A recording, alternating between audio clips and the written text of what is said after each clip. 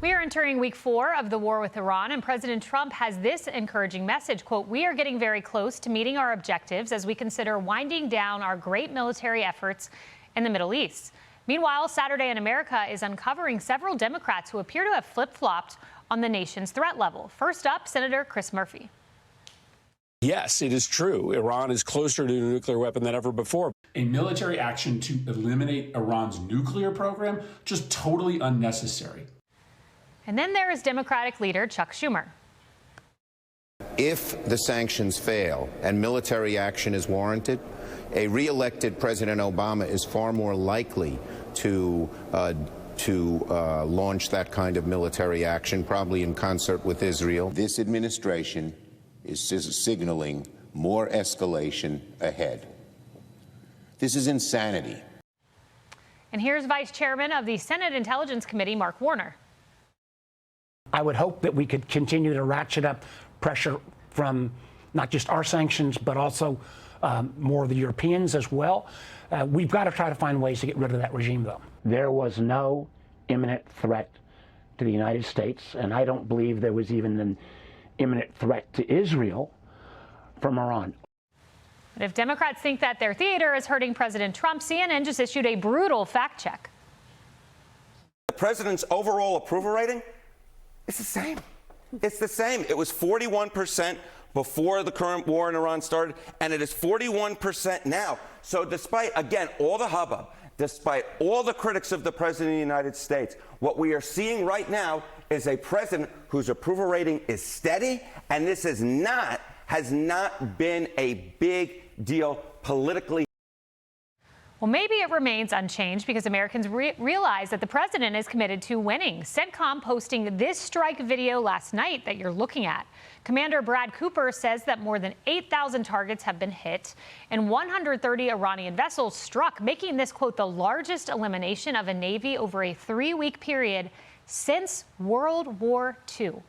Let's bring in Medal of Honor recipient Dakota Meyer. Dakota, great to speak with you. The president put out that message that things are winding down, but there have been 3 amphibious assault ships sent towards the region, roughly 2,500 additional Marines sent to the region. So what do you make of what's happening? Where do you think we stand? Look, I think what's going on is this is what happens when we have an administration that we can trust, and an administration that promises and delivers on America first, and that is going to do whatever they can to win, right? I mean, this is what the president ran on. This is the administration that he built with his cabinet members. I mean, look, I think I can't sit here and tell you, I don't know that any of us know what the president's going to do, which I think is a great thing. You know, we've seen past leaders come out and say, this was our objectives that we're trying to reach, which why would you tell the enemy that, right? You know, we did that in Afghanistan. We told the Taliban, they knew we were leaving, they waited us out, and then they turned around and turned it straight into even arguably worse than when we went there, right? So, you know, you have a president who's literally putting America first. You have an administration that can handle that. And then, you know, all I hear people complaining about really is what they think the president's going to do. You know, people are arguing about boots on the ground and this and that. Like, the president is the president. He won the election by an overwhelmingly amount of American voters. And, like, everybody needs to sit back and allow this man to go do what he has promised on every single time that he was going to do. And he's been successful at it. He's successful, and he's been successful over and over. But it's like, oh, the next time he's going to mess up. Look, he's done nothing but especially when it comes to the military and the security of our country, to give us anything other than to trust him that he's going to get this done. He's going to put America first, and he's going to do it the most effective and efficient way possible. Dakota, and we know MAGA is 100% behind him. That's what CNN reported. That's 3 digits. I do want to put this up. This was significant. It happened overnight. Iran launched some missiles towards a place called Diego Garcia. Now, why is this significant? Here's why.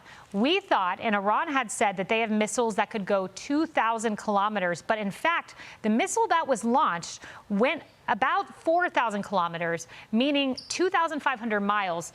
And all that translates to the fact that American interests could be at risk outside of this circle, Dakota. So Iran does have the capability to hit our country, to hit our bases. Yeah, I mean, look, I think if you're living in a world right now where you think that we live in a country where they can't touch us here. I mean, we've had open borders for the last 4 years, right? I mean, that we've seen over and over that people are here. You know, they hit us here in 2001. I mean, the reality is that, you know, between technology and all these other aspects that are coming in that are allowing these terrorists, these people who hate America, to be able to advance their interests and to be able to come up with capabilities to be able to harm us here in America. No longer do we live in a world that we can just sit here and have two oceans on either side of us and geographically be thankful that we're not near anybody and they can't touch us and we're safe. Like, we're not allowed to just sit here and hope that it doesn't come here or that it's not going to come here. Like, we are in a position this day in the age, this day in the world, and that's why it's so, we got to be so thankful that we have a president and administration who's willing to go on the offense instead of sit back here in the defense and hope and pray that it just doesn't happen here and allow these terrorist organizations to, you know, set the tables and then always keep America on the defense. And we got to be thankful. Look, it's so great that we have you know, what we're seeing is a president and administration who's using in the military what we call decentralized command. You know, he's got people in place who are making decisions. He's taking in all this information, and ultimately he's making the decisions and having the courage to trust his people to do this in a way. I mean, look, we are so thankful that the Secretary of War, we got someone leading that who has actually been on the ground, you know, who's been on the ground within the last 20 years, who's seen the consequences of the decision. And I think that this is a very important piece of what's going on right now and why we're fighting the way that we are, so that we don't have to lose people that we you know, unnecessarily. Yeah, absolutely. Dakota Meyer, Medal of Honor recipient, thank you for joining us. Hey, it's Will Kane. Click here to subscribe to the Fox News channel on YouTube. It's the best way to get our latest interviews and highlights. And click to subscribe to the Will Kane podcast for full episodes right now.